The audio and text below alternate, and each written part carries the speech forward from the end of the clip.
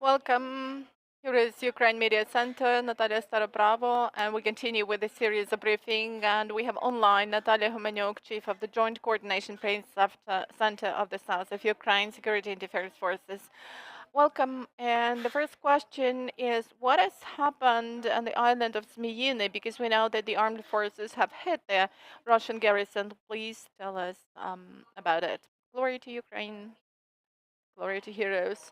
Really, the military operation now is going on, and within this operation, there was a targeted hit with different weapons and means using different ammunitions and different forces. That was the attack of the Zmiyiny Island, and we have seen that Russians have been building a kind of a garrison there on the island, that we're trying to install the air defense forces and multiple rocket launching systems there for the further actions. But we have analyzed this information and have made the attack.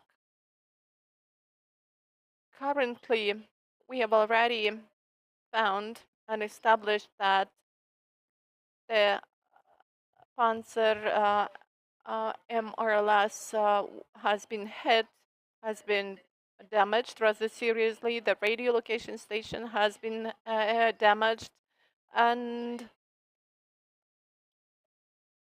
we have also hit the soldiers, but the final results are not yet known. The operation is still going on, so in the meantime, please use only verified information coming from the commanders in charge of the operation in the island.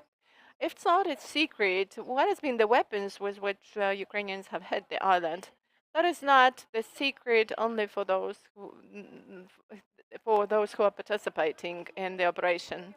All right, and we know that Ukrainians have also hit the boycott towers. Why are those towers so important for the Russian invaders, and what is the current situation with them?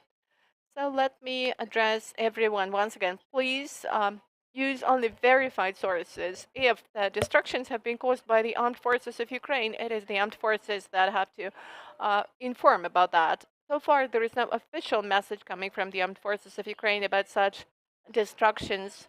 So all the other messages from mass media are not to be commented by us. We will comment only our official information. Ukrainian military men are moving along the front line in Kherson region. What do we know about this? Well, that's true. Our counterattacks have resulted in the situation when some territories in Kherson and Mykolaiv regions that have been under occupation have been liberated, and our units are now trying to um, fortify their positions there. And let me tell an interesting point.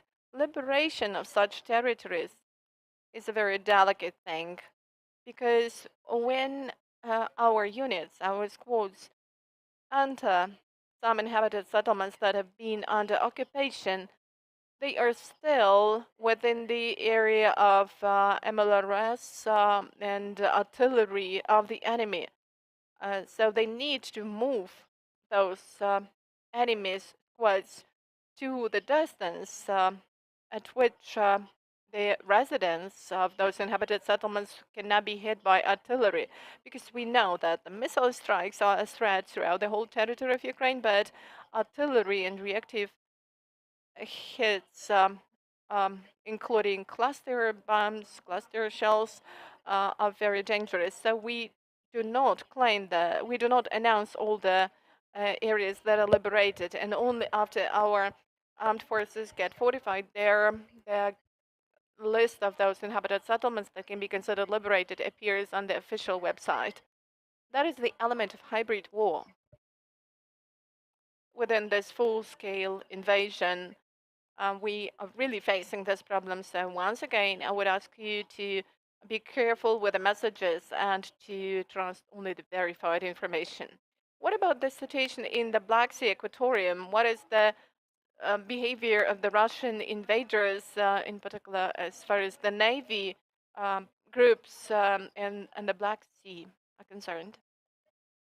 The navy groups of the enemy's Black Sea Navy is regrouped all the time because recently Bach has been hit, and they have been impressed with this probably because they have come to understand that the range at which our forces may hit them is long, so they're trying to keeping at some distance um, for us not to be able to reach them.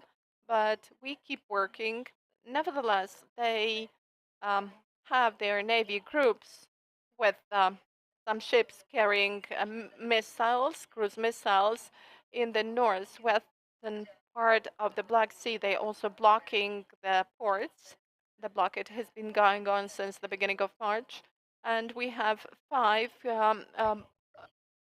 ships carrying missiles and one underground, one submarine carrying caliber missiles. And these missiles constitute a threat not only for the southern region because the long range of those missiles may allow them to hit and target all the territory. So the threat of missile strikes is still there. We are urging everyone to keep to the algorithm of action in case of air alarm sirens.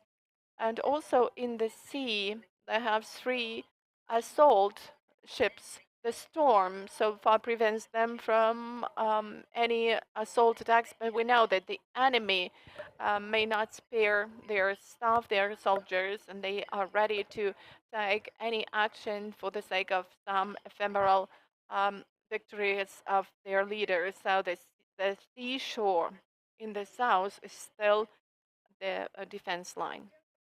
Thank you. This is Natalia Humeniuk, Chief of the Joint Coordination Press Office of the South of Ukraine Security and Defense Forces. And this is our last briefing for today. Stay with us. Follow the announcements on the Resources of Ukraine Media Center. Together we will